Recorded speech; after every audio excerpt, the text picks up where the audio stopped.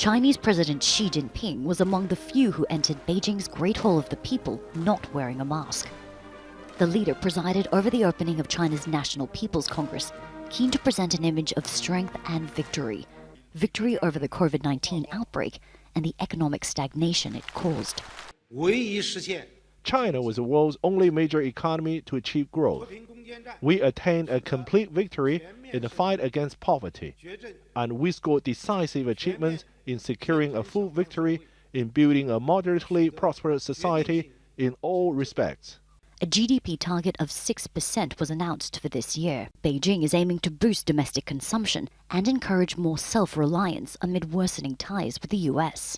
This year's Congress is taking place in the face of rising international criticism over China's treatment of Muslim Uyghurs, the coronavirus outbreak, and reforms in Hong Kong. One of the laws being discussed over the next 7 days will dramatically overhaul the territory's political system and deal an added blow to democracy activists.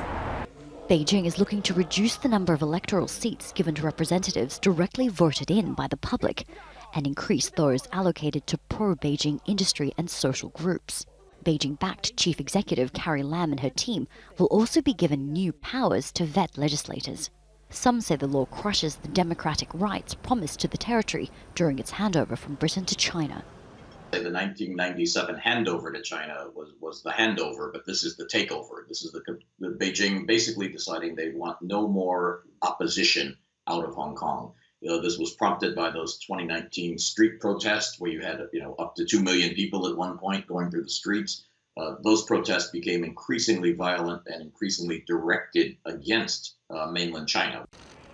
Last month, dozens of organizers of a primary vote to choose Democrat candidates for legislative elections were arrested under a national security law unveiled at last year's Congress. Beijing says it's preserving Hong Kong's stability by ensuring those holding public office are loyal to the Chinese government.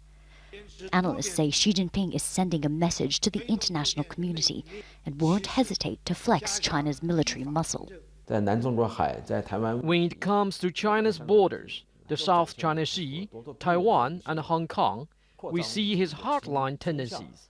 He looks to the future and wants to build his political and military achievements like an emperor. Beijing considers Taiwan a rogue Chinese province and has warned it won't accept any move toward independence. But the island's leaders say they will continue to defend its democracy and freedom. Katrina, Al Jazeera, Beijing.